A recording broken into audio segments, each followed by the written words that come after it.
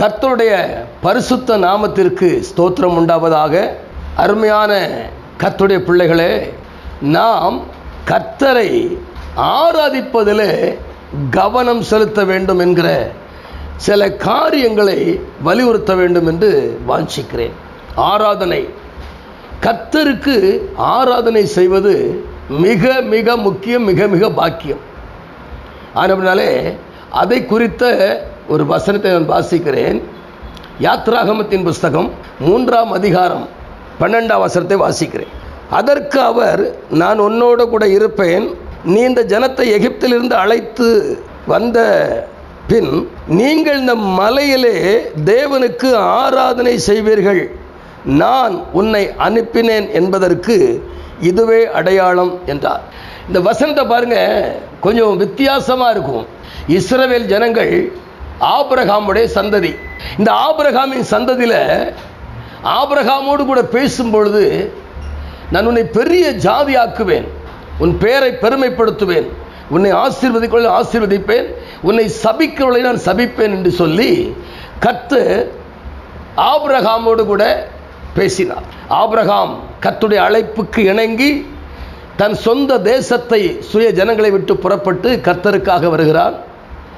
வாழ்க்கையிலே பல விதமான போராட்டங்கள், சோதனைகளிலே கடந்து வந்தாலும் ஒரு குறித்த காலத்திலே ஆபிரகாமுக்கு கர்த்தர் ஈசாக்கை கொடுக்கிறார். அந்த ஈசாக்கிலிருந்து ஏசா, யாக்கோபு என்கிற சந்ததி உருவாகுது.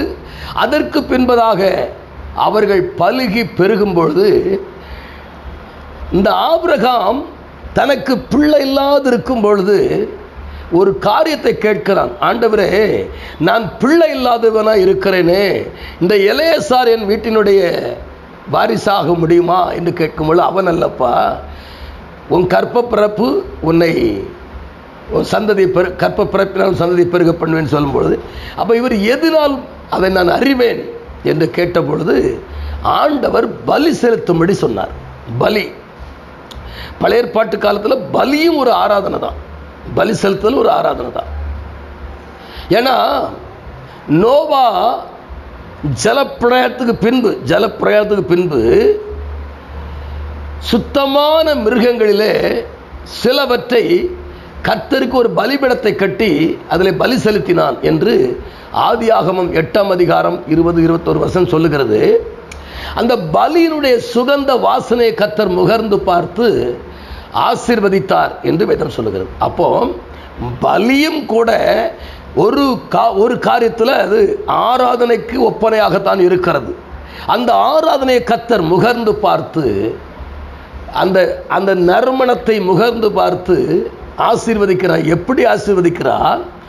பூமி இருக்கும் வரைக்கும் சீதளமும் உஷ்ணமும் மாரிகாலமும் கோடைகாலமும் பகலும் இரவும் ஒரு காலம் ஓய்வதில்லை என்று சொல்லி ஆணையிட்டு ஆசீர்வதித்தார் என்று அந்த வசனம் சொல்லுகிறது.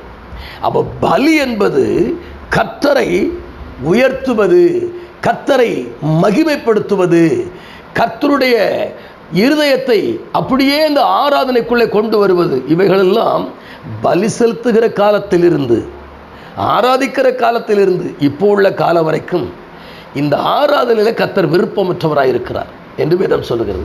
அப்படினாலே பிரியமான தேவஜனமே, ஆராதனை என்பது மிக முக்கியம் என்பதற்கான சில விளக்கங்களை இந்த காணொலியிலே தொடர்ந்து பார்க்க இருக்கிறோம். கர்த்தர் நம்மை ஆசீர்வதிப்பாராக. நாம் ஜெபிப்போமா? மகா பரிசுத்தமும் கிருபையும் இரக்கமும் நிறைந்த எங்கள் அன்பு பிதாவே, ஆராதனைக்குள்ளாக இறங்கி வந்து ஆசீர்வதிக்கிற அன்பு தெய்வம், இந்த கடைசி காலத்திலே அந்த ஆராதனைக்குள்ளே தேவ பிரசன்னத்தோடு கூட இறங்கி வந்து உம்முடைய பிள்ளைகளை ஆசீர்வதிக்கிறது, சபையை எல்லாரையும் ஆசீர்வதிக்கும்படியாக இறங்கி வருகிறதுக்காய் ஸ்தோத்திரம். வந்து ஒவ்வொருவரையும் கர்த்தர் ஆசீர்வதிப்பீராக. பொறுப்படுங்க, ஆசீர்வதிங்க, பெரிய காரியங்கள் செய்யுங்க. நன்மையும் கிருபையும் தொட்டு இயேசுவின் நாமத்தில் ஜெபிக்கிறேன் நல்ல பிதாவே. ஆமேன், ஆமேன். God bless you.